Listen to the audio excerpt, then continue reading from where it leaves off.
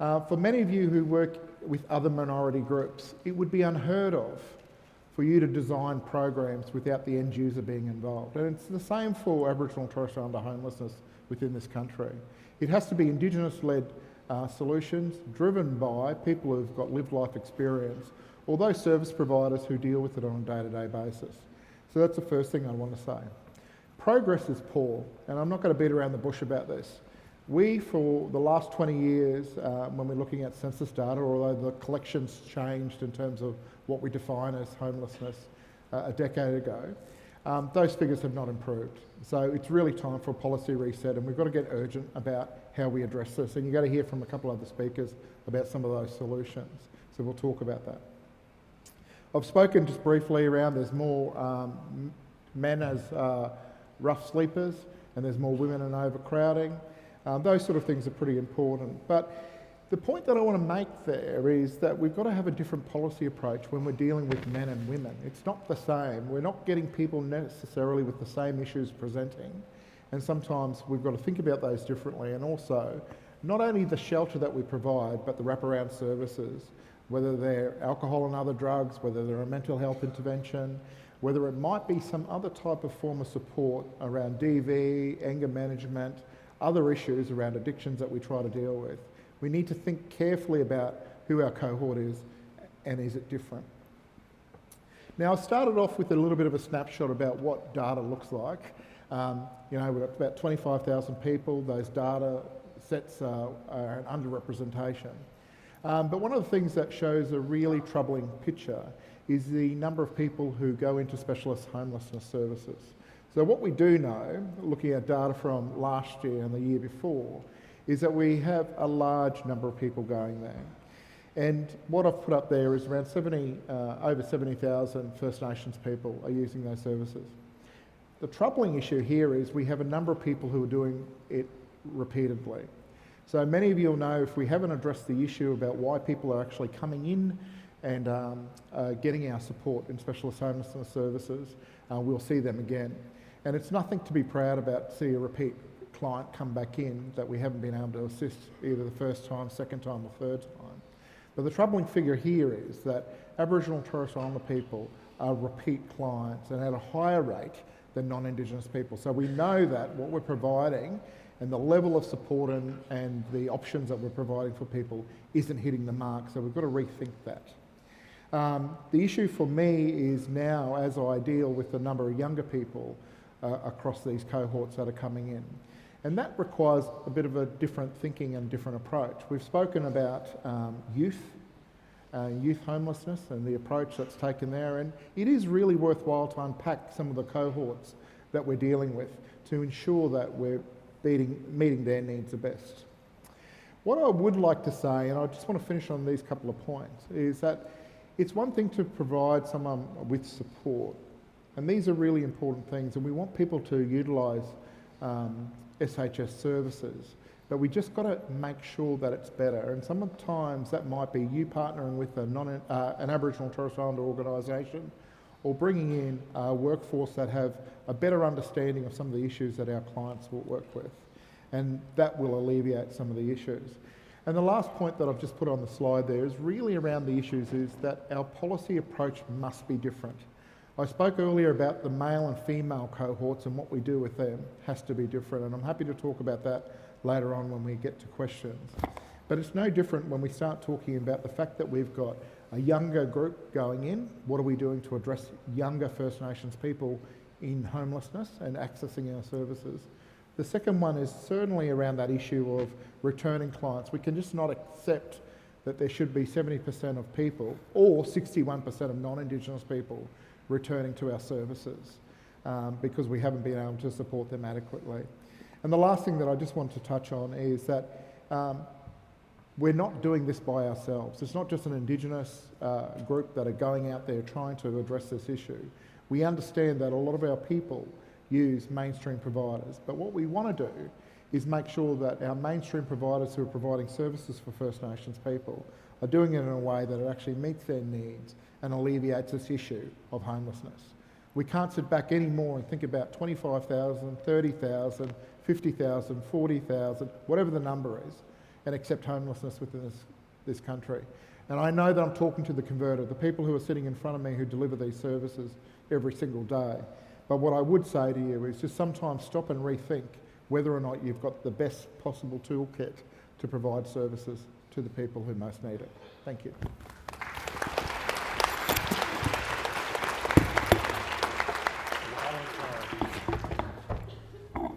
Thank you, Neil.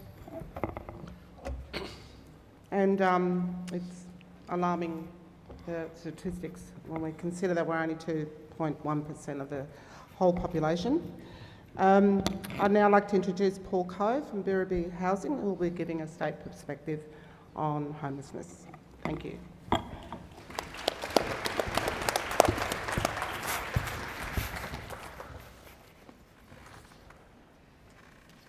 Afternoon, everyone. First off, acknowledge we are meeting on Aboriginal land today. Always was, always will be. So, yeah, as you heard, Paul Cove, Wiradjuri man, Billagolari, up in Cowra. In my procrastinations about this speech, and there were quite a few, this is not my comfort zone, I went through many reflection points. How do I tell my story? What kind of story do I want to tell? But more importantly, what will you take away and what do you hear? Because often it's a struggle. As an Aboriginal person, speaking out about issues, far too often we're not actually heard on those. It's hard to hear because we're passionate. We're frustrated, we're sad, we're upset. So we'll see how we go for this journey. So who am I? I'm part of this legacy. What you see in this photo are 4 coves. We see the protection era. We see the assimilation era. We see the era of self-determination and the kind of quasi era we're in now. We're not too sure who we are, what we're doing.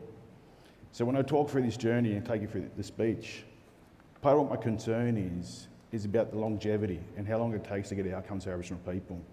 And when I look at my great-grandfather, my grandfather, my father, and their fight and their struggle, and what's been achieved and what's not been achieved, this is what I hold and what I look at. So I'm also the Chief Executive Officer of Birribee Housing. Birribee Housing is a Tier 2 National Register provider in New South Wales, based in Sydney but operating sites across New South Wales. Nearly 500 homes under management, which is quite a few families in the mix of all that. And as you appreciate, so social housing often not, these are people in poverty, all sorts of distress and the rest of it. In addition to that, we're running a Closing the Gap initiative program in Morrison, in far northwest New South Wales, which has been in the spotlight lately for a lot of issues. Of note has been the fact that we pushed for that several years ago, forecasting the need for an Aboriginal service to be on the ground supporting young people on site. We didn't get the take up from government we had at the time, but that's starting to turn around. What we're also doing is, acknowledgement last week, we've launched an Aboriginal homeless service in Western Sydney, co-designed with the community of Western Sydney and launched. In addition to that, we were announced last week as a successful consortium member in the Waterloo State Renewal Project. In that regard, we're traversing many aspects of the business. We are supporting families and communities through whole estate renewals, whilst also supporting families who are in crisis.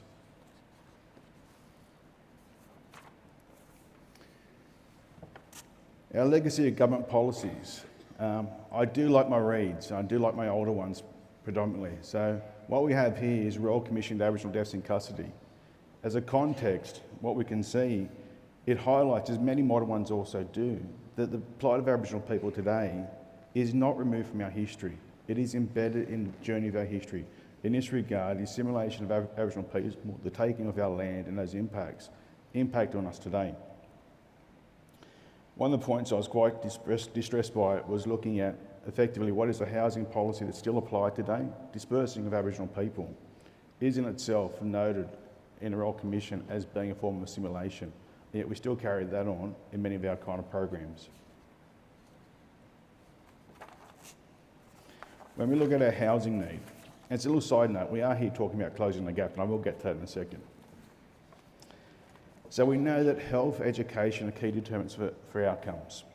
And we also know that housing, though, sitting around that, is also an economic development kind of piece for Aboriginal people. It's critical.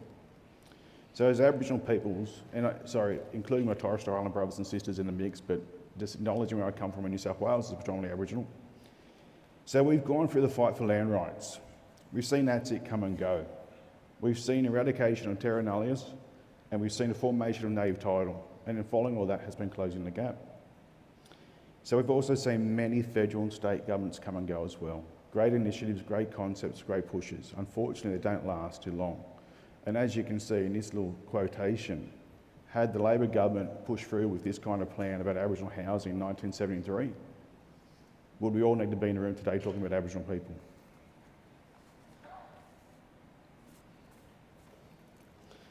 So our Closing the Gap housing target. When we look at the formation of Closing the Gap over the years, and from 2007 onwards, it was very much fixated and focused on health outcomes with a little bit of education outcomes. These are the key determinants we're focused in. So as a point of contention, our parent effectively created us, concerned that it was an Aboriginal housing focus at that national level. There are many other strategies at play, but as a premier one for the Aboriginal people in New South Wales, that housing wasn't a focus has been a concern. As it's pushed through, we've gone through the refresh program and then Target 9 has been introduced. It is a very loose target in that regard. It doesn't mention for one homelessness, the point of today's forum. It also could be expanded upon to many degrees to actually really showcase Aboriginal outcomes that are going to be influential to us. One of the key ones not mentioned in there is quantum of housing stock. As touched on earlier, we can see that it's been modest, and that's a very modest growth of social housing in this country. And I think the Minister this morning touched on that in relation to this state. That absence of growth has hit Aboriginal people quite phenomenally.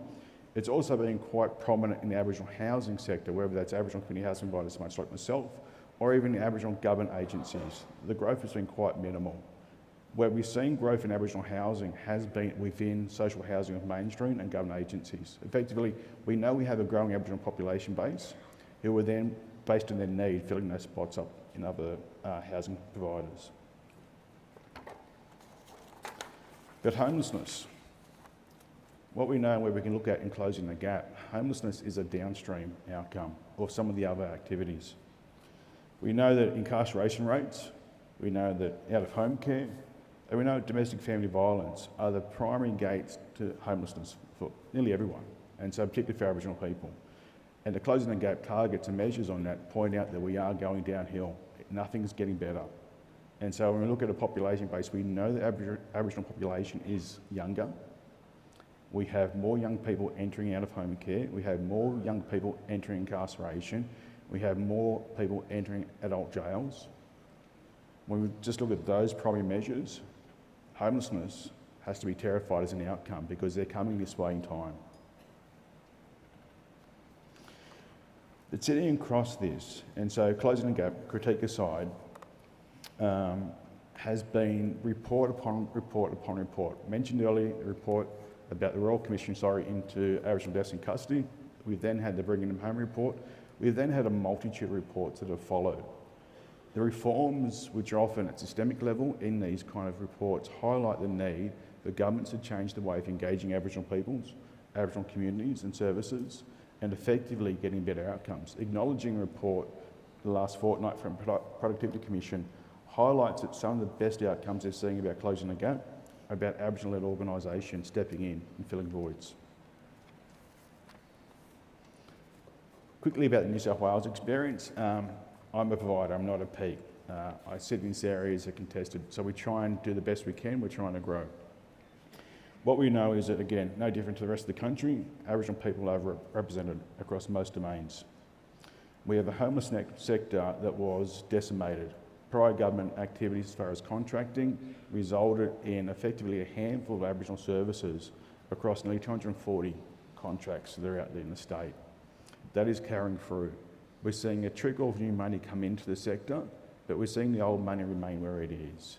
Effectively, we're not getting Aboriginal services engaging in this space. And when I look back to my picture I showed earlier, and we also talk about self-determination, self-determination has been on the table and in a conversation point for now 50 years. But yet we don't have Aboriginal services delivering these services for our people. And the question has to be asked, why not? And for how long do we tolerate this, why not? So Birribee, along with many of our colleagues in the state, we're trying to move in this space and do better outcomes for our people.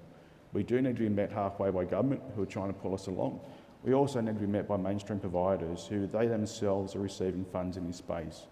I've had many partners who are happy to walk alongside of us and continue that journey. It's a case, though, of that walk will at times have to look at you giving up some of your contract and parting some of that towards an Aboriginal service and carry it forward. It can't be us just waiting for new money, because as we see, through government cycles, that new money doesn't always arrive, and when it does, it's a bit of a feeding frenzy upon it. Quick acknowledgement, of course, Birribee is now a homeless provider in Western Sydney, the largest Aboriginal population base in the country. The co-design of that took over 12 months. That was no small feat. It was a highly contextual kind of debate with many community members, a lot of providers, and a lot of layers of politics we had to unpack. We're talking almost generations of that. So the team that did that, acknowledgement. You did so well. Our launch last week, we had a room full of people coming in and celebrating that achievement, which shows that, and for anyone who appreciates Aboriginal politics, we like to cut ourselves down too often. And that journey, we've managed to get around it. There's no cutting us down. We're carrying it forward. And so it is a difficult space to be in. The commendation to the team that are here, celebrating their first conference, and to the sector and the rest of them.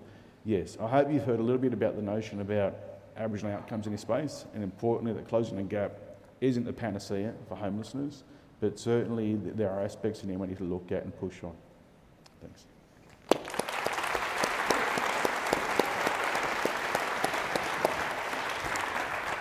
Thank you, Paul.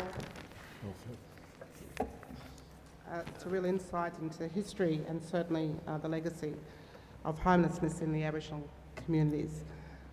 In adding on to that, we as Aboriginal people in this country and Torres Strait Islander people in this country were removed from lands which gave us the first to be homeless in this country. As traditional owners and custodians of this country, it certainly is something that we're still trying to address today. And one of the quotes I've heard from a Native American friend was that, which really summed up, because for those of us who have been removed from country and removed from lands, meant that even though we're housed, we're still not home. And we're still trying to find getting back to our country where we belong. So thank you, Paul, appreciated that. Our next speakers is Daniel Morrison Bird and Delwin Little, Wungening Aboriginal Corporation from Western Australia. Thank you.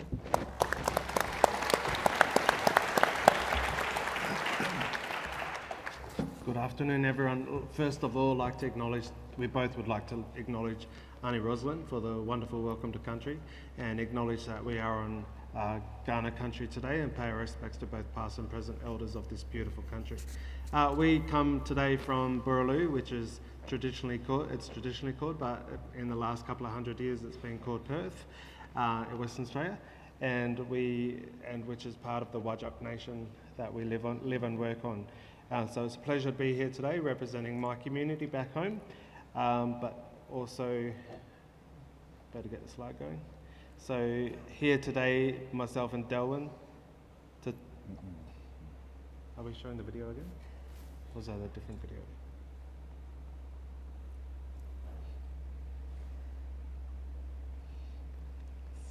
Sorry, don't start my time yet.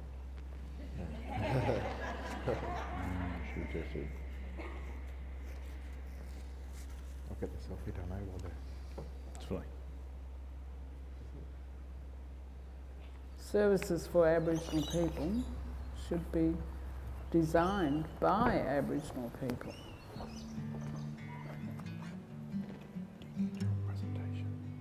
These recommendations are really the community's recommendations around what needs to change. The first recommendation, we're talking about how we rebuild trust and how we need to be working together. Nothing about us without us. We need to be at the table, need to be working with both government and services to understand what the true needs are, what the true issues are, and how we can overcome those. Community members have told us they have to choose between looking after family and community or having a home. They can't have both. Non-Aboriginal people wouldn't understand. People turn up and they got nowhere to go. There's always room. The walls have to expand, whether you've got flexible walls or you haven't. The second recommendation, we're talking about how government and services need to invest in long-term Aboriginal-led solutions and Aboriginal-led ideas. We need government to really invest in ACOs and really understand that it's not going to be an overnight fix. It's going to take a number of years and probably a number of governments. But I can already see some great results, great impact that these services can have if they're led by Aboriginal community control. We want families to be able to have housing that they can afford, housing that accommodates their family networks, and housing that they are able to enjoy. I like a place of my home so that my grandkids can come and visit me and go along home after a while to their own homes after they all got owned by then. Recommendation 3, we talk about a more flexible and diverse approach to supports services and diversify how we're working with the community and being flexible, hearing from the community how we might be able to do that better. Understanding that all communities across WA are different as far as Aboriginal homelessness and how they're experiencing that, and it's not a one size fits all. Everyone comes with an individual story, and can't look at any two people the same, because life doesn't put two people on the same track, you know? What these recommendations represent for me is, and for the organisation as well, is the opportunity for our mob to really get a voice and really be heard from those that are decision makers, those that are policy writers. Well, I stayed quiet for a long time. I feel like talking because I like to see things happening in our culture.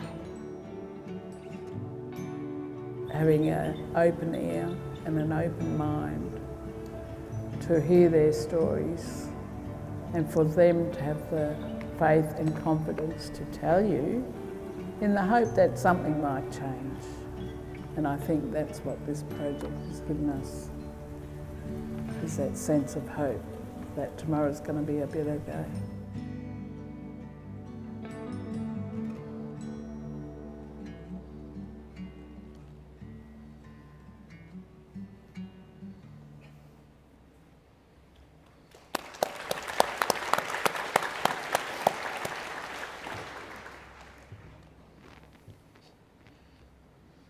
I see what Neil was talking about now, so haven't got my slideshow, sorry.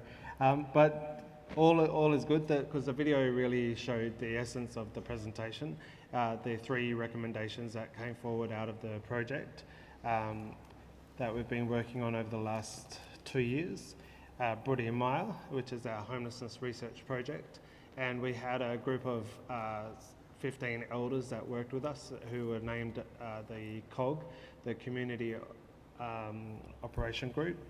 So that really led us to working with 71 participants who have been experienced rough sleepers in and around Perth CBD over the last few years, some of them many years, and really looking to them to tell us what the solutions are, what their issues are, and what's led them to being rough sleepers. So it's a really exciting project that we've got. And we've got a research paper that we've published as well. So feel free to check that out on our website, wungening.com.au, and we've got a number of resources around that. So, but the main 3 things: put trust back at the heart of housing, and support Aboriginal-led initiatives, as well as invest in well-being of Aboriginal people. So I've got Delwin here with me today, and who will talk more from a lived experience point of view. Thank you.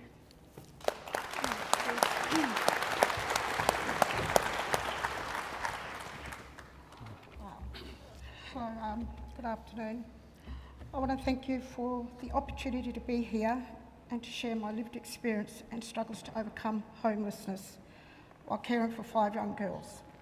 I spent 18 months living in my car with my grandchildren and daughters ranging in age from 18 months to 16 years old. This ended when my car got a yellow sticker and we were forced to separate, and my children went to some family members and I just went to live in the streets in Perth.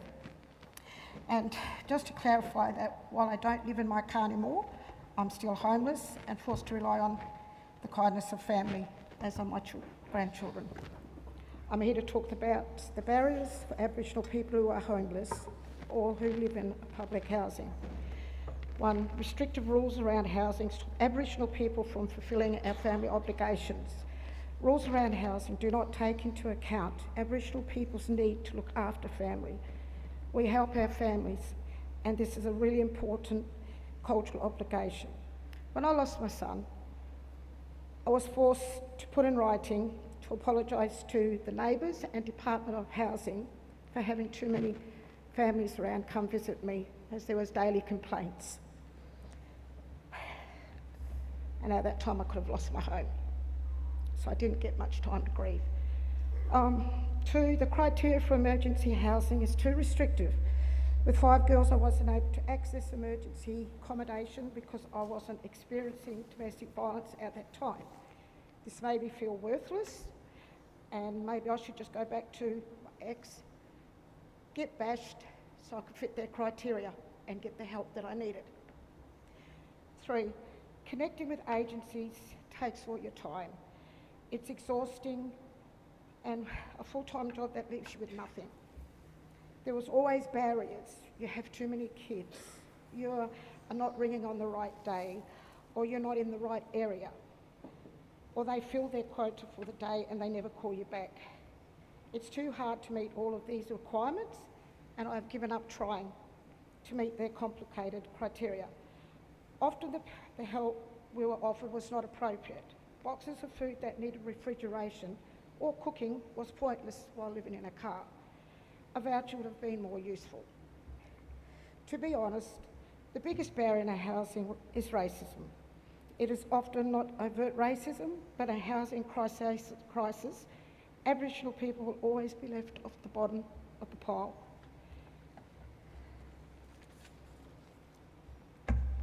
One day I want to be a part of running an Aboriginal housing corporation.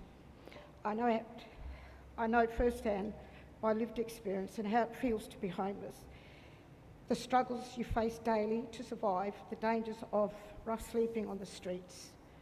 My lived experience has taught me to be strong. As I mentioned earlier, I gave up trying to meet the criteria, but I've never given up on myself or of my children or grandchildren.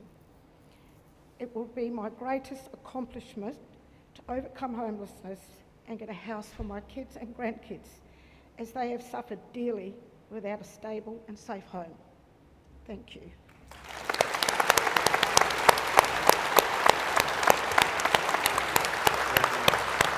Well done.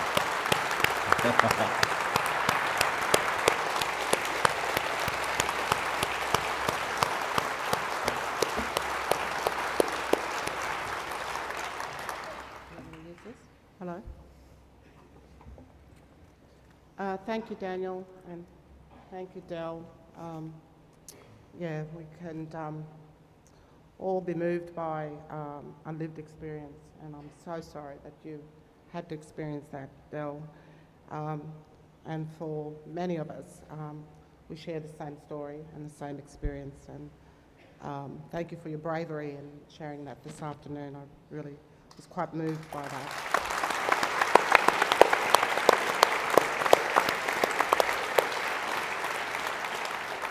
And I think when we talk about criteria, you know, we have, I was the CEO for the local Aboriginal Land Council in my community, and one of the things we did was that we took out red tape.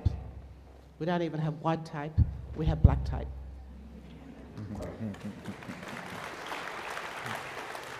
So now we're moving on to question time, and to any of our panel members. But there's just one question I want to start off with, and it's to Neil around wraparound service and what that looks like, particularly what support looks like and what Alliance looks like in terms of working with Aboriginal and Torres Strait Islander community-led programs around homelessness. Okay. Thanks, Neil. Thanks, Paula.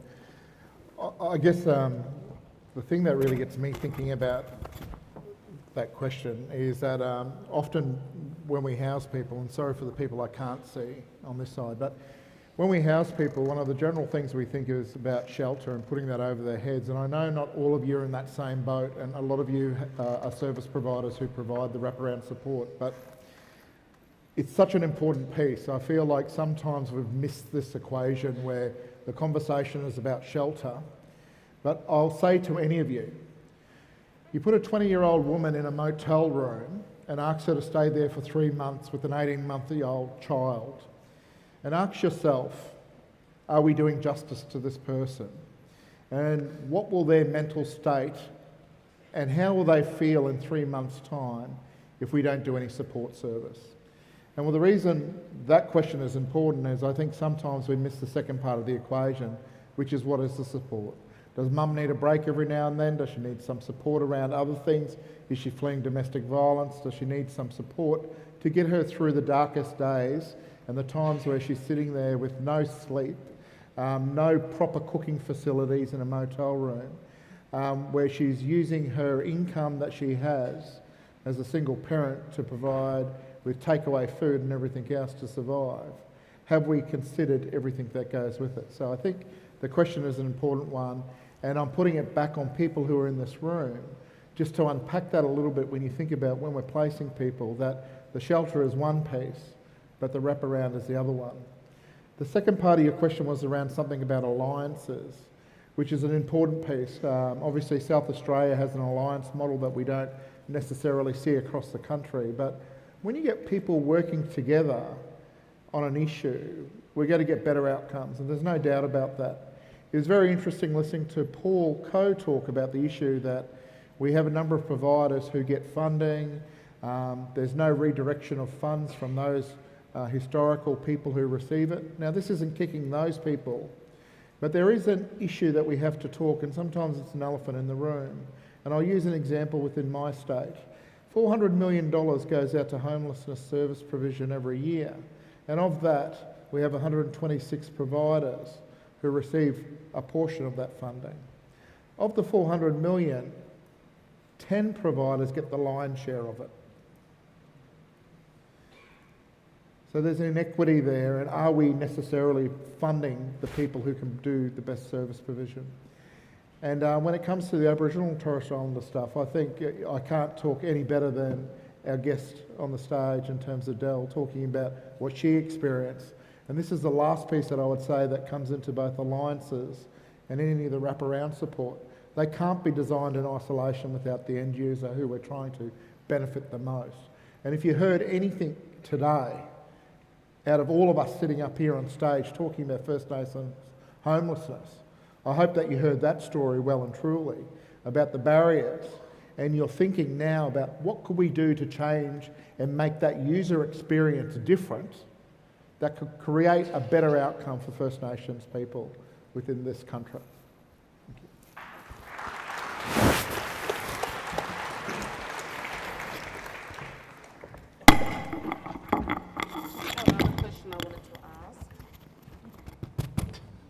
It's one of the questions I wanted to ask. I like not only to be seen but heard as well. Just for Paul Coe, can you all hear me? Paul, we talked earlier about investment, government investment in the Aboriginal housing and homelessness sector. Government investment in housing and homelessness space, particularly around the Aboriginal providers. And there seems to be, we talk about the story of competition and lack of investment. I just wanted to ask Paul, just one of the issues around government investment and divergent of funding. Paul. Thanks, Paula. I guess when we look at the rollout of NERSH, and now we look at the rollout of ACES across lots of parts of the state, thanks to South Australia, we've seen a real growth in the maturity of Aboriginal services. And so while there was government hesitancy previously about contracting to Aboriginal providers about outcomes, that's changed. We have a real emerging workforce and capability across Aboriginal organisations across the country.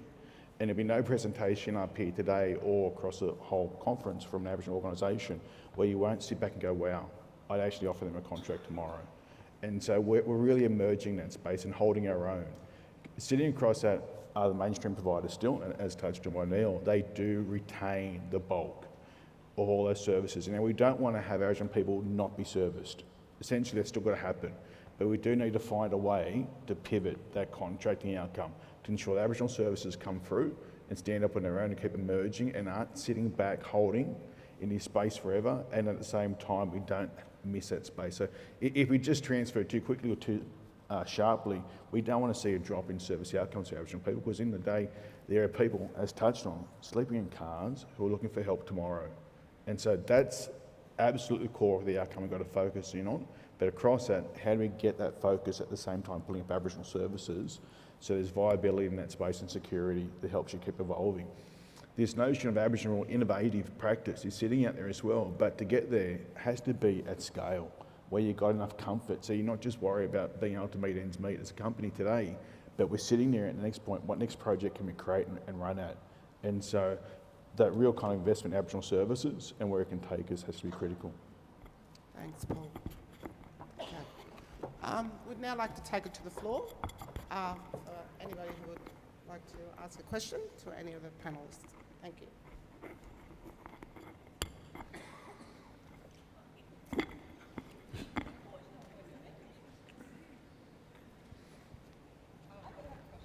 Thank you. Thank you. I think a couple of all the presentations to some degree touched on it, and that is the understanding of home versus house from an Aboriginal context. And everybody essentially has spoken to the understanding that being displaced, and that's me saying that politely, because I don't want to get into a political argument this afternoon, but us as Aboriginal people being displaced from our homelands has then ultimately resulted in us being moved on through assimilation, segregation, a whole bunch of other things. And the outcome of that is homelessness. So my question to the panel is, are we truly homeless or are we houseless? Would anyone like to answer that? I think in a romantic sense we aren't homeless, but truly we are in some instances. And the data does show, and reports do show, there are many stories in that, and we can look. Easy one is often kids coming out of home care. That notion I talk about care, and I know that's my home. And I knew that from the day I was born, that's where I'm going to be buried when I die. To many kids in out of home care, that notion of who you are and where you come from is removed. So home is really, in a more modern context, as a physical institution, what sits there. So even without a physical home, I know where home is for me. And so I do worry that there are elements within our society, our Aboriginal community, that truly can be homeless in that regard. Thank you, Paul.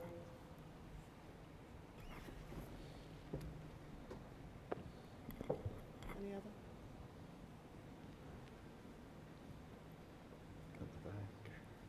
Thank you. Thank you.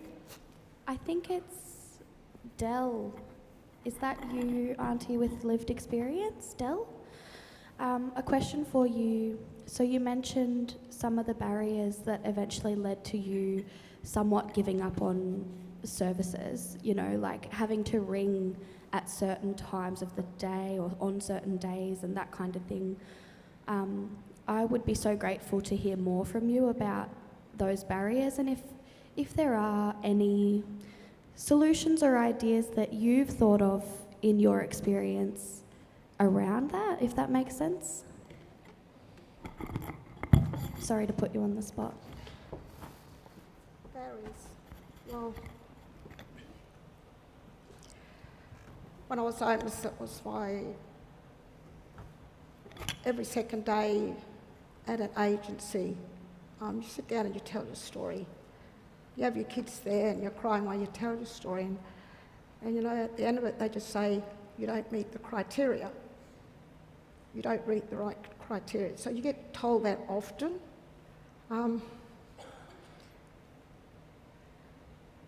Domestic violence is a really bad thing because I'm also a domestic violence survivor. 9 years now since I said no.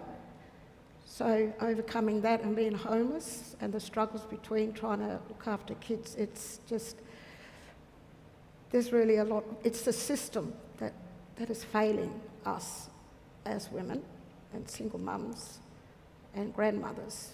When we reach out for that help, there's always a barrier, and that one is, at the time I had like a 15 and 16-year-old daughter, and they was too old to go into a women's refuge. We couldn't get in, maybe they'd put us up one night in a hotel, but that's all they would do, and then you just put back in your car, you know, and forgotten about. So with two of my grandchildren, there was also open cases by DCP, because my daughter's an alcoholic and was very sick, and I took care of them. And when we was living in the car, I went to them constantly. I need help with a home. They would always say, we can't help you with a home, we can't put you in, maybe we can put you in a hotel for one night, we can offer you boxes of food. You know, like I said earlier on, the boxes of food are no good when you've got a car full of girls and clothing and rugs and whatnot. It's really hard. Sorry.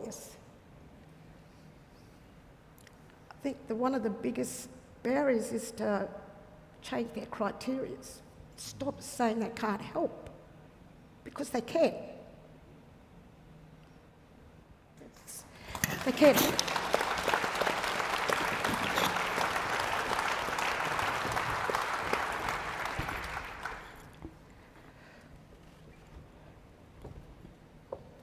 Is there any more questions? We've got one just over here. That was really hard.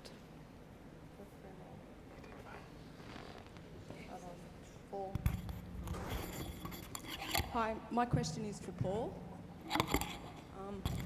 I'm a proud Gomeroi woman, born and bred in Morrison. I'd just like to know, closing the gap, what services can you access in our town for a wraparound service for our kids in that community?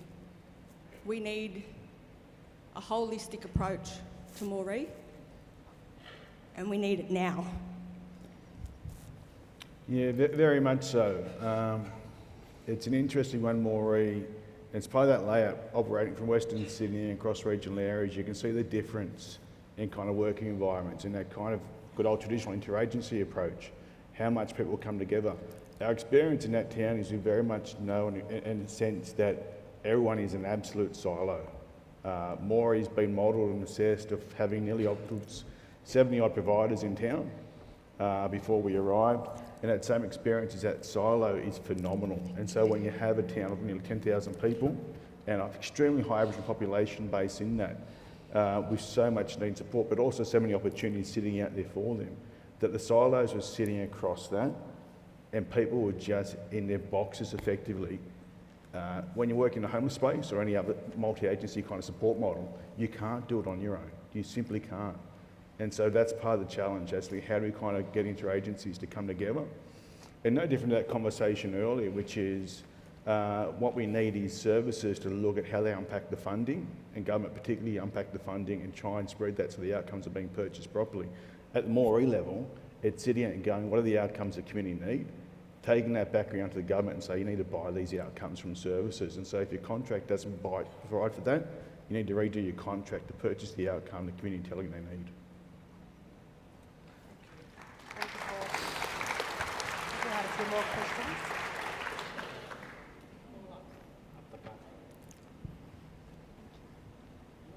Just got one up here, and then we'll come back. This is as bright as the sun. I can't see you all. Hi, my name's Anna, and I'd just like to say thank you for such an incredible panel. I guess my question is around overcrowding, and I wondered your thoughts about whether overcrowding is a product of a housing system that is very much from a Western perspective, and whether it's actually also a problem of the architecture of housing from a Western perspective. And have you seen many innovative examples of Indigenous-led housing that creates I guess, an environment of healing for intergenerational families to exist together and to be housed on country. Yeah, I might start with that one. No, I think it's a very good question. And I think the reality is that it's different, right? In different communities, we have different needs. Depending on where you live within this country, it might be some stuff that you've grown up. If you've grown up in the city, you might be used to living in a particular type of dwelling itself and the structure of that dwelling. You don't even think twice about it as a First Nations person. But if you live in a remote or a regional community where your housing has been built in a particular way and you know what the problems are and you've had to live with that, well, you may have some concerns about design and the things that are needed. We have seen things slowly change where Aboriginal and Torres Strait Islander people have been involved in design of dwellings, and that's more common now. It never used to be 20 years ago when we were developing and doing a lot of growth projects within remote communities, but now it's getting better. I'm not saying it's perfect, it's getting better. The question around overcrowding is an interesting one though. There will be lots of families who have just grown up and normalised the fact that, you know, we have more than 2 people sleeping in a room and that's acceptable. I think about my grandmother and where I grew up in Palm Island in far north Queensland, that it wasn't unusual to have 8 of us as grandkids sleeping in one room. And we never thought much about it. It wasn't until you're older that you realise that having your space and other things. And it's also sometimes a cultural thing. So we know that in homelands and different parts and different countries that when we've got a child who's turning 14 or a little bit older, that sometimes they don't live with their parents anymore. So that idea of you living in a house culturally is not right as you're going through initiation and other things. So it is different in different communities. There is work that's being done. It's really led by people. If people are saying that this house is overcrowded and we're not using a Canadian model that says 2.1 people per room or whatever the model is, well, maybe we should listen to that. And that's the issue that we should be addressing. The last point to that question would be around the issue of modelling and what does it look like and how many houses we need. The large proportion of Aboriginal and Torres Strait Islander people in this country who are classed as homeless live in overcrowded dwellings. The simple solution is more stock. We know we've got an issue with stock, we know we've got an issue with the cost of it, we know we've got an issue with availability of supply and the workforce to build it. That doesn't mean it can't be addressed. It just means that in different communities there may be a different look upon it around overcrowding. But the figures are there. They're saying that there's overcrowding. And if we're going to ever get those figures down, we've got to address the issue, which is the supply issue, and have more dwellings so that people can have that room and that space to grow and contribute to community in the way that they wish to. Thank you, Neil. We have 3 more questions and then I think we'll be going for a break. So we've got one down here. Can I? Oh, one right at the top. Raise your hand. Yeah, I was just going to share. Firstly, I want to say thank you, Auntie, for your story. It's so beautiful, and I know where you're coming from, and I'm so proud that you are sitting there and telling your story. I'm a proud Wungening woman from Kalgoorlie, so I know Perth and where you're from. But I just wanted to share something that happened. I'm living and working in Alice Springs at the moment, and I work in a waterhole where we're feeding 100 to 120 rough sleepers a day. I had a man come to us on Sunday at church, and this breaks my heart, because someone just mentioned about homeless or houseless. He came in and he said, I'm homeless, I'm houseless, and I just got a fine for sleeping on my country. I'm a proud Aranda man, but the council's just fined me for sleeping on my land, on my country.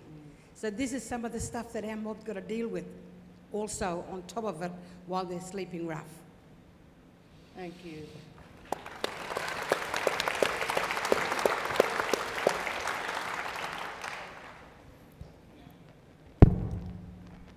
Hello, my name's Jenna Nadiotis from Hume Community Housing, and I work at the moment on Morrison land in New South Wales. I was just wondering if anyone wanted to share. Paula, you mentioned you've taken away all red tape, and also talking about some tenancy management policies or systems. So if you have you got some examples of like key either policies or system design that you've seen work really well, or that you're quite proud of? Yeah. I'll just give one example. When I was working at the Land Council, is that we have tiers of reporting and tiers of decision making. We knocked out 3 of them and only have 1 decision making. Up to a certain amount, the CEO could make a decision very quickly, up to $1,000 if we needed to respond to a homeless person coming in and they've been given the house but they don't have a bond, or if we went through a decision-making process that required 3 days here and 5 days there and then getting right to the board, the place would be gone.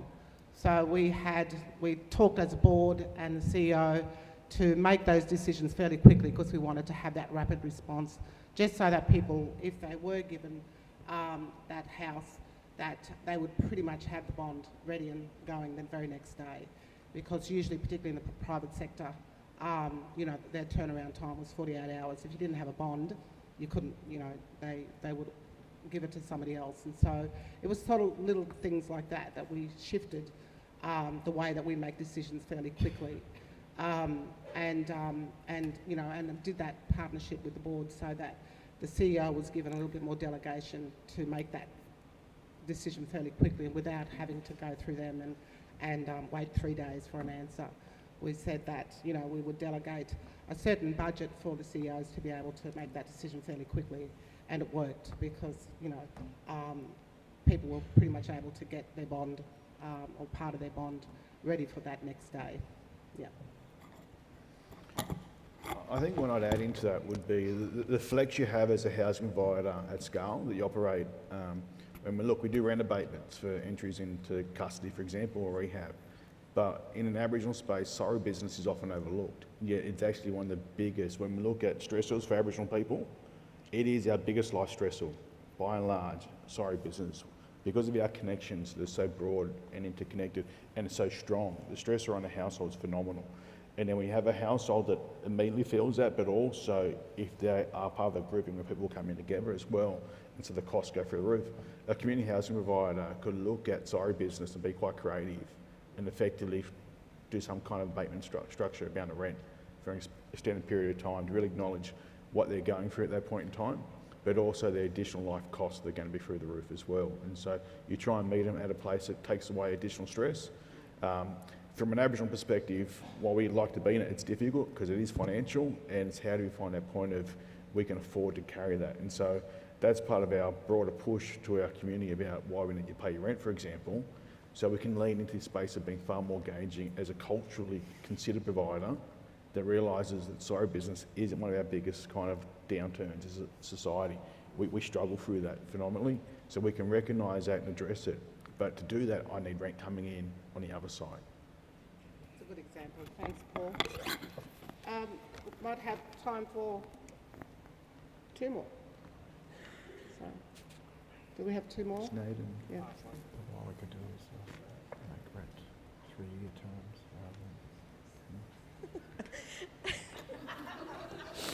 Sorry. Suzanne Naden, CEO of Bungaree Aboriginal Association. She talked next at 3:30. Yeah, no, it's a quick question. Well, it's actually more of a statement. I think we've skipped over the issue of policies and those that don't work, particularly when it comes to the likes of overcrowding, the definition of overcrowding between states and territories as well, how that aligns. So for New South Wales, sleeping in vehicles now is considered safe accommodation. However, lining up with the child protection policy, it could still be deemed a mandatory reporting. So one agency is saying that's safe accommodation, the next one that is very impactful is still saying that is a reporting and children could be removed for that. So there's serious, ones giving up, yes, acknowledging there's a housing and homelessness crisis, those things, if they're in, hotels for a longer period of time, they could still be mandatory reported. children are not going to school, so the education policies are not lining up because people have fled to another jurisdiction or another regional area for domestic and family violence. So there's a period of time that the children are not going to school because they've fled without ID, you know, reports, things like that. There's that, you know, period of getting services. So there's government policies and legislations that one's not talking to the other, they're not making it. You know, they're expecting NGOs to come up with essential services, wraparound services. Let's address all those things around safe accommodation or housing or those sort of things. But the one thing that is continually breaking down and breaching all of these things that are putting our people at risk is government policies, because one's not talking to the other. Good point. Just one more, if we've got one more, if anyone's missed out. Like I said, this is bright as the sun, I can't see. There's one halfway up the stairs. One's halfway up the stairs? Yep. Take a look at that. Lovely lady. This will be our last question. Thank you. I'm not sure who the question is for, but just wondering if there's any success stories that you can share with ACCOs working and partnering with mainstream services. Daniel, you want to sit do. in there quiet? Thank you, something I can answer. Yes, Wungening itself, we've been newly into the homelessness space in the last just over 3 years. Predominantly before that, it was mainly mainstream services that were servicing the homelessness across WA.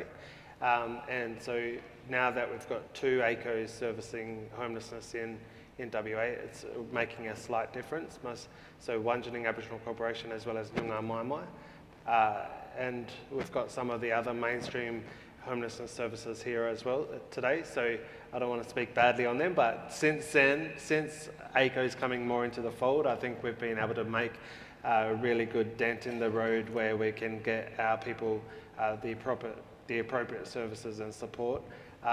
We've got within Wungening, in partnership with Noongar Mai Mai, we've got a hostel for predominantly Aboriginal people from rough sleeper backgrounds, and some of them who have been rough sleeping for a number of years. We've had that hostel now for 3 years, and we can service up to 66 people within that hostel, and that becomes their residence. So that's been a great success where we haven't had that available service before for our Aboriginal rough sleepers. It doesn't come without its complexities. It does come, and we've had many teething issues over the last 3 years. Where, just think about it, you've got 60 plus predominantly Aboriginal people coming from rough sleeping with their comorbidity, whether it's alcohol and drugs, mental health, all sorts of trauma, and chronic health as well. So we've had massive learnings, but we've had equally just the amount of success stories, people getting into Birribee, which is a Perth pathway to housing in Noongar.